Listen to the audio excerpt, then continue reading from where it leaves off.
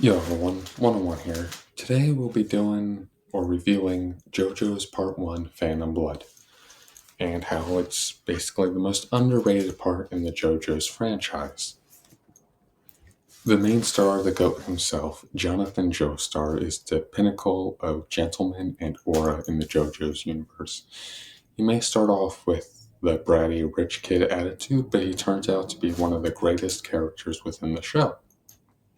As you can see, he is an absolute Giga Chad, and also his growth from being this naughty, little, weak peasant, basically, even though he's rich, to the absolute gentleman and pinnacle of strength within the series that everyone compares him to because he's the first one. The fantastic story of Phantom Blood goes like this. A carriage accident basically causes Dio's father to stumble upon the Joestars, rich, obviously, and then with them, he rescues them, quote unquote, after trying to steal from them. So basically, it's like, yep, I'm going to use this opportunity to get something out of this, which he does, because after Dio's father dies, he wants his son to be basically adopted into the Joestar family, which he uses, manipulates, makes him look like the son they never had, even though they have the son Jonathan, he's confused right now. He wants to be this, but also this. But then they develop that brotherly bond, basically, if you will call it that, as it's pretty bad. I'm like, Dio literally kills Jonathan's dog, which, of course, rip, obviously. But then they're getting along good. They play football. They're brothers now. But Dio is planning a lot of shit behind the scenes, including taking over the fortune and becoming a vampire. The friends we meet along the way. Obviously, here we have first Speedwagon, who is the obvious goat of this series. He turns enemy to friend to, I'm going to support the Joestar lineage until the day I die, which is unfortunate because he didn't make it to part 3, but you know what? He's with our hearts.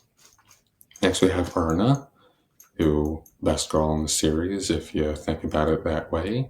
She's loyal. She takes care of Jonathan. She's what you want in a wife. Next is William Zeppeli, the master of Humlin, whose hat gets taken by Speedwagon later on, but right now he's the GOAT. He dies in an unfortunate way, but he protects Jonathan and makes sure he's able to live a long life. Next is Jonathan's father, I wouldn't say he's not the greatest, but he's not terrible. He's stern, strict, but caring. He wants what's best for his son, even if the son doesn't want what's going on.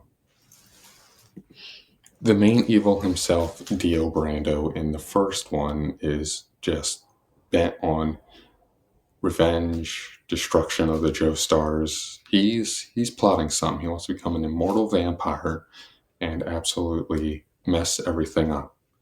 He starts off with poor background. His father was abusive. He wishes his dad could be dead, but he dies because alcoholism and other stuff like that. But he is what you think of when you think of evil, garbage, plotting, manipulative, evil incarnate.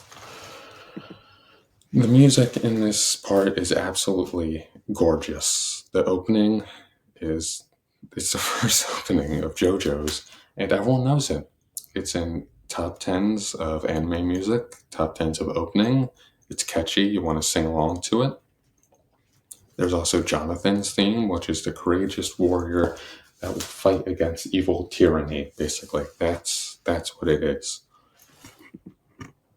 A tragic but hopeful ending is what the best I can describe this part ending, because we have Jonathan who dies, sacrificing himself to stop Dio. Of course, Dio doesn't let that happen. Part 3 spoiler, sorry. But yeah, Erna floats in the coffin with the baby. She's also pregnant. So yeah, it's a tragic but hopeful ending of the future is going to be bright and it's going to end here, right? Right? No, we set up for part 2. Anyway, that's it. Thank you for watching. Have a great day.